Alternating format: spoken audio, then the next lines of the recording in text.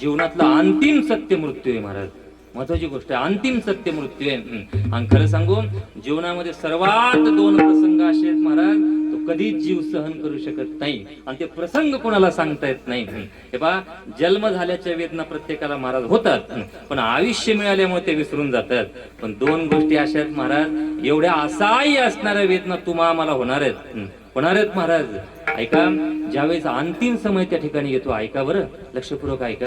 यमाचे दूत येतात आणि या शरीरातून प्राण त्या ठिकाणी ओढू पाहतात. ऐका, स्वतःची पत्नी समोर बसलेली आहे, स्वतःचे मुलं समोर बसलेले आहेत, आई वडील समोर बसलेले आहेत, आणि यमाचे दूत येऊन प्राण शरीराच्या बाहेर ओढू पाहतात. तर जीव सांगतो, अहो मला नेऊ नका, अहो आयुष्यभर मी यांच्यात राहिलोय, काही दिवस मला यांच्यात राहू द्या. पण ऐकत नाही बरं महाराज. किलकिल्या नजरेनं स्वतःच्या पत्नीकडे पाहतो, सांगतो, अगं तुझ्या बरोबर लग्न मी केलंय ग, तुझ्या बरोबर सुखाचा संसार मी केलाय, तू तरी या लोकांना काही सांग. पण त्या ठिकाणं त्या पत्नीचा स्वतःचा आवाज पत्नीपर्यंत जात नाही. किलकिल्या नजरेनं ऐका, स्वतःच्या मुलाकडे पाहतो आणि मुलांना सांगतो, बाळानो तुम्हाला लहानचं मोठं मी केलेलं आहे, तुमचं शिक्षण मी करून दिलेलं आहे, लग्न मी करून दिलेलं आहे, तुम्ही तरी या लोकांपासून मला वाचवा. परंतु जीवात्म्याचा आवाज त्या ठिकाणी मुलापर्यंत जात नाही. किलकिल्या नजरेनं आईकडे पाहतो आणि आईला सांगतो, आई अगं 9 महिने 9 दिवस गर्भात तुम्हाला सांभाळलेलं आहे, तू तरी त्या ठिकाणी मला वाचव. पण तिलाही आवाज जात नाही महाराज.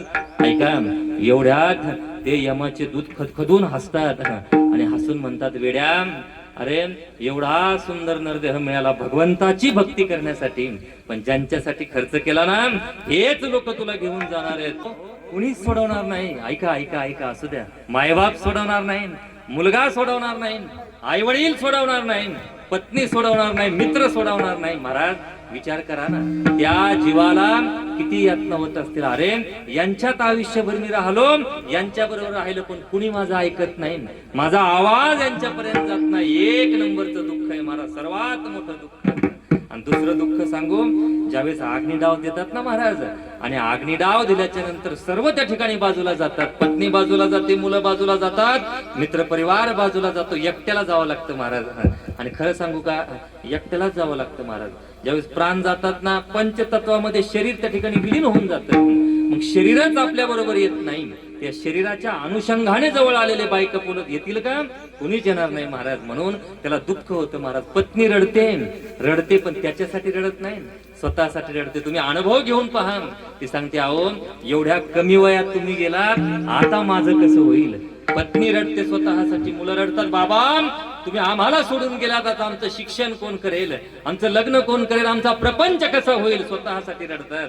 आई वडील रडतात, बाळा अरे तुला जन्म दिला रे.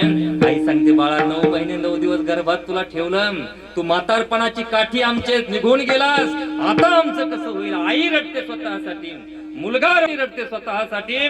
तो जीवात्मा त्या ठिकाणी पाहतो महाराज, रडू येतं पण रडता येत नाही, बोलू वाटतं पण बोलता येत नाही, असहाय्य वेदना होतात. 13 दिवस कळतं बरं त्याला सगळं.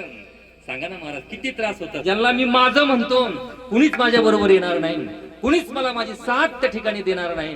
म्हणून ऐका ना महाराज, अहो कुणीच आपलं नाही. मी खूप लहान आहे बरं महाराज, पण त्या ठिकाणी अनुभवाचा बोल सांगतो, त्या ठिकाणी कुणीच बरोबर येणार नाही, बरोबर येईल फक्त जगाचा मालक.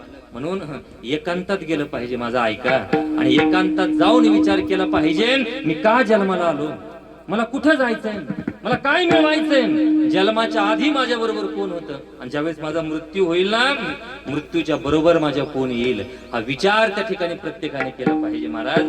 कुणीच आपलं नाही आणि कुणीच आपल्या बरोबर त्या ठिकाणी येणार नाही. एक शास्त्रकार सांगतो, जिंदगी जब तक रहेगी फुर्सत ना होगी काम से, कुछ समय ऐसा निकालो प्रेम करो श्री राम से. म्हणून या जीवनातला काही वेळ त्या ठिकाणी काढावा महाराज, आणि तो वेळ त्या ठिकाणी परमार्थामध्ये खर्च करावा. महत्वाची